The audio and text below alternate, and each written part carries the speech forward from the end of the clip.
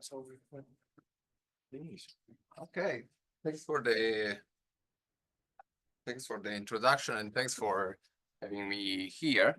I'm kind of new in a way to this community in the sense that I never personally attend this conference series. So I just want to briefly introduce myself. I've been working and I'm interested on stochastic modeling, simulation-based inference, structure preserving, stochastic numerics like splitting schemes and inference for stochastic differential equation. And then more recently, basically, since I joined Warwick towards end of 2019, I started working on parallel time schemes via the PhD supervision of Cameron in there. So thanks to him and the Coolham co-author, I start getting interested and fascinated by parallel time schemes. And what I want to talk about today is a joint work with Guglielmo, who is a PhD student that just almost about to submit his thesis, and Lyudmila, who is a colleague who was initially in Warwick and now is in Switzerland. Okay, what we want to do is to derive a probabilistic parallel time scheme, and I want to talk about that in a second. Okay, so this figure is exactly the same figure that was used before. The funny thing is that it's from Wikipedia, but actually we have in the audience the author of this figure, who is Cameron. So Cameron did these very nice figures in ProbParareal, and then somehow ended up finishing in Wikipedia. So that's nice. So luckily, I don't have to introduce all the notation. The only thing is that I'm sorry to bother you. I just want to use this double index, which might not be so ideal. So I is my interval, k is the iteration. So if you just think about the previous talk, this would have been an n, and this was a k. So sorry about that. The reason is that then there will be another index here. So that's why I want to have it on the base. So the predictor corrector rule, as we know, is the coarse propagator g at the solution at the previous step at the current iteration plus basically the difference between the fine and the coarse solver evaluated at the previous point but at the previous iteration. Okay, and then our first idea was to actually rewrite this as a sort of, well, you can see that there is this f minus g contribution that could be placed together as a sort of discrepancy between the fine and the accurate solver. So if we are happy to rewrite this in this way, then basically what the ProbParareal correction rule or the ProbParareal learning of the discrepancy f minus g does is simply returning their difference between them using the solution at the previous iteration.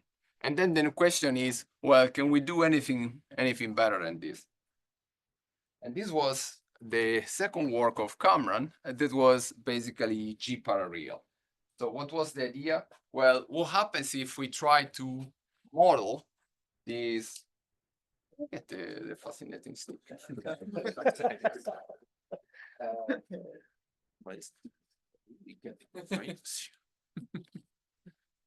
Yes, thank you. So, what about learning?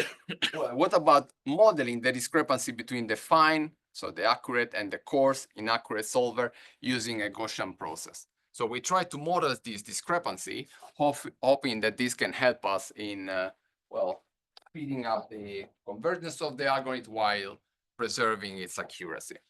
How do we do that? Well, we typically deal with a system of ODEs to keep things simple. So we have a t-dimensional system. We try to play around, but then we realized that the easiest thing to do was assuming to have S. So basically assuming to have one GP for each of the D coordinates. So we kind of train the GP independently across the all coordinates, and then we combine things together. And this gives us this updated figure where now instead of simply launching the G from the updated solution, so this would have been the G of ui minus 1k, what we have is a distribution which is Gaussian coming from the underlying GP. Okay. The problem is, how can we propagate the entire uncertainty? Well, we didn't really know what to do, so the idea was well, let us just propagate the sample mean. Okay, so in our G-ParaReal paper, now the new accuracy is estimated as the sample mean coming from the GP. So before, the accuracy was just F minus G evaluated at the previous point, the previous iteration. Now we do use, I didn't specify this TK, so we use data up to the very last iteration, and then we use that to train this Gaussian process, and we use that as so we use the sample mean of the Gaussian process as our learning rule to some extent, or modeling rule. Okay, so we just replace the predictor corrector rule that we had before with this one. This is just a simple table. We have different systems of different dimensions. Some of them are chaotic system. I'll use some of them across the talk. And what I'm reporting here is just the number of iterations that ParaReal and G-ParaReal take to converge with a similar accuracy. So what we observe is that this G-ParaReal was faster to converge. It was more robust across different systems. So if we were rerunning G-ParaReal or ParaReal across different initial conditions, there were cases where ParaReal was not converging as due to the fact that the core solver was too inaccurate. But when embedded within G-ParaReal, the fact that you were modeling this discrepancy with an accurate solver was kind of tackling the problem. What was the main issue? Well, when computing the posterior mean, you need to invert a covariant matrix, and this gives you a n to the power of nk cube cost, where n is the number of intervals and k is the number of iterations. So what was then the idea was, well, what about if instead of using a Gaussian process for each coordinate, we use nearest neighbor Gaussian process? So we just reduce the dimension. We initially tried using a principal component analysis, but that didn't really work. So what about nearest neighbor? Well, the idea is that you are at the point, you want to make a prediction about this point. So you look at the points in the area that are more informative and closer to that. So same story as G-ParaReal. Now we train nearest neighbor Gaussian processes, and we propagate the posterior mean coming from this reduced data set. Before, the reduced dataset was having n, capital N times k number of points, while now we just fix the number of nearest neighbor, m, and typically it's around 15. So it's much smaller than n, it's much smaller than nk. So it still has the problem of having the cubic cost, but now it's cubic in m and log linear in n, so which is nice. So we can actually scale up to 10 to the power of 3 dimension. Still. And what is interesting was that in terms of number of iterations to converge, the performance was similar and sometimes even better, because to some extent, when you have too much information but it's not useful, it's kind of background noise that you might ideally want to get rid of. Then we push it even further. So what about if instead of modeling the discrepancy with a GP or a nearest neighbor GP, we try to learn it? This is nicely fitting to the previous talk, because we also came out with some machine learning idea. I'm not a machine learning guy, so please be patient with me. The idea was very simple. We just use some random weights neural network to learn the discrepancy between the F and the G. So basically you have an input, which is the point, and you have the output, which is the discrepancy, and you train your neural network on that. Due to the choice of neural network that we chose, so this random weights neural network, you have a closed form solution for the weights. So this is extremely fast, and it has some nice scalable results. What is the drawback of this type of, so the fact that it has scalable results means that we finally succeeded in solving problem up to 10 to the power of 5 spatial discretization point, while before we were up to 1000 with an G-ParaReal. Okay. What is the problem?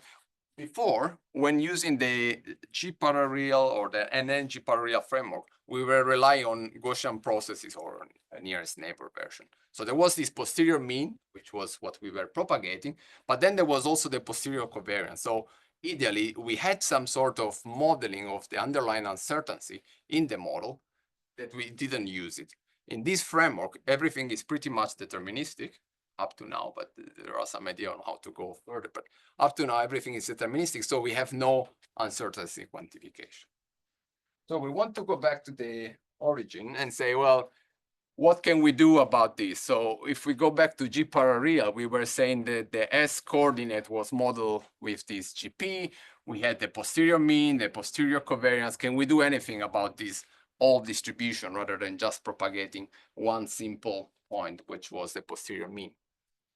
Obviously, we imagine that this is the distribution of the true solution interval I, so this is Ti, iteration k. Well, this will be simply the integral of the conditional distribution given the previous interval, and then the marginal distribution of the position at the previous interval.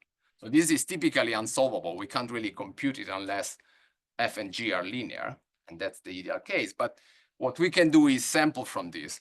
Okay, so this gave us the idea of this prob G-parareal. So this looks extremely messy, but it's very simple. Step 0, you are sampling n values from your initial condition of the process at time 0. Okay, you sample them, you propagate with g, and you get this point here.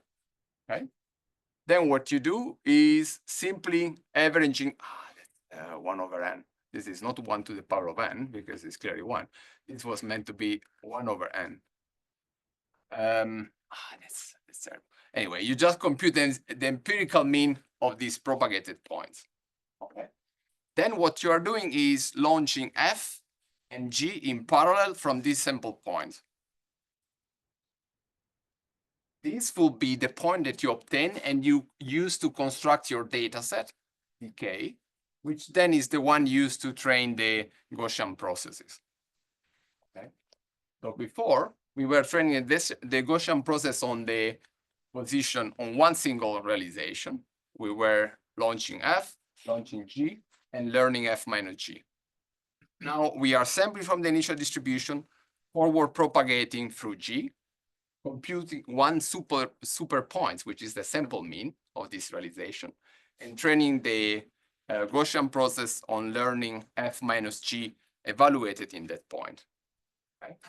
Once we have that, well, then what we are going to do is, well, we know that this conditional distribution is the one coming from my Gaussian process, so I'm going to sample n observation from this, and then I'm going to just plug g of them, and then I have my n updated sample for the solution of the process at position ti and interval k.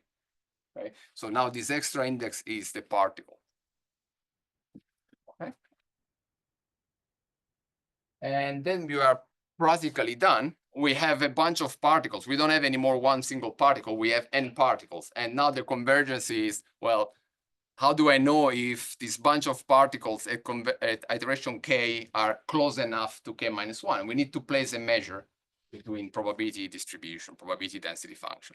And you can choose your favorite one. The one that we consider was the Wasserstein distance between the empirical density. So you see whether the empirical PDF of the solution at time ci, iteration k, is close enough to the one at iteration k minus 1. If yes, then you say that the interval has converged, you move on. If not, you just have to go back to that.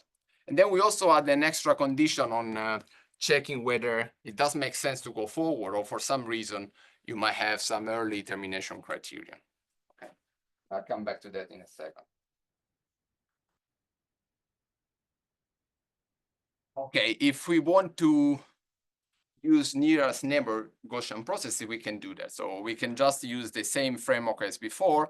We construct this data set where we train the Gaussian processes. Instead of using all points, we can do on a reduce the subset, basically going back here and switch the GPs with nearest neighbor GP, and this data set is just a subset of M nearest neighbor. Okay. If you just look at the main difference between what I described now and what I described before, the main difference is that we need now to sample from a multivariate distribution n times for each of the particle, but this is well, computationally fast, it's not so prohibitive. And then launch G small n times over the sample values, which is also doable. Of course, it will be interesting to, once you propagate this, once you sample these values, propagate also through F, right? So then you can train your GP not just on a sample mean, but the entire F and G of the particle. But then the cost will be prohibitive, because then it means that we will have to run n, small n times F per each iteration. And that will give the same cost of stochastic parareal, which is the stochastic variant that we came out with. We derive some error bounds in terms of the Wasserstein's distance between the empirical probability distribution that we get and the true discrete, the true deterministic solution. And let's see how things work. So what I'm reporting here are different score. Obviously, you want to judge the goodness of your result. So let me try to zoom in. So we have mostly three different measures: the median absolute deviation, the variogram score, and the energy score. Each of them has advantages and disadvantages. Ideally, you want them as close as possible to zero, because they measure the average distance between the true solution, which is deterministic in this setting, and the function or the empirical distribution of the particles that we have at position I and at direction K. Okay, and you see that here we are averaging out over the entire time position at the final iteration. So we just get the converged solution, and then we compute some function of the discrepancy between the converged solution at position at the final iteration across all the time interval and the true one. And well, I mean, these are just to say that they are very small numbers. If you look at the time that it takes to run the probabilistic version of ProbParareal compared to the probabilistic one, or compared to the non-probabilistic, so the one where we just propagate the mean, the results are pretty much similar. And also in terms of the number of iterations to converge, the numbers are similar. Sometimes the probabilistic version might converge either slightly faster or slightly later. Okay. Obviously, this gives you an idea of somehow the overall phenomenon, but then it would be nice to see what happens iteration per iteration, right? Not just globally, but can we have a snapshot of how the solution evolves in time? That's what I want to show you. So what you see here, why this is not full screen? What you see here is an illustration of the relative mean square error between the true deterministic solution and the average of the solution at each position I. For the different system, when we compare ProbParareal in blue with ProbParareal, and then ProbParareal, where we have an accuracy of 10 to the power of -7, -8, and -9. So what you see is that more or less the behavior of this probabilistic version is similar to the one of ProbParareal or similar to the one of ProbParareal, which suggests the fact that we are more or less doing okay, I will say. This is how things evolve in time. So you can see that when time evolves, the error is actually increasing in some of the system, okay? And it does increase in Lorentz and Rosler. There are two chaotic systems.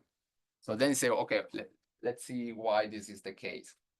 Before doing that, let us see one more thing. So what I'm plotting now is the component-wise standard deviation of the particles. So at each time ti, I have n particles. I just compute their standard deviation and I plot it here.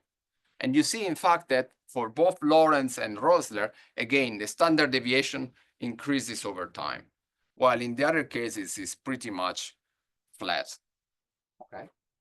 Why this is the case? Well, this is the case because the system is chaotic. So it's really the feature of the model itself.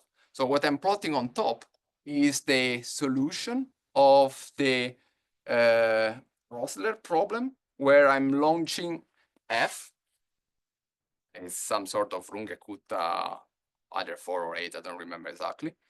And I'm sampling, I think that it was, I don't know how many, 10,000 initial condition from a normal distribution center in the true point and a very small variance. And you see that up to this point, basically it looks like there is only one solution, so nothing really happened. But then after times 200, the variability, the variance starts appearing. So this is then matched by our ProbParareal version.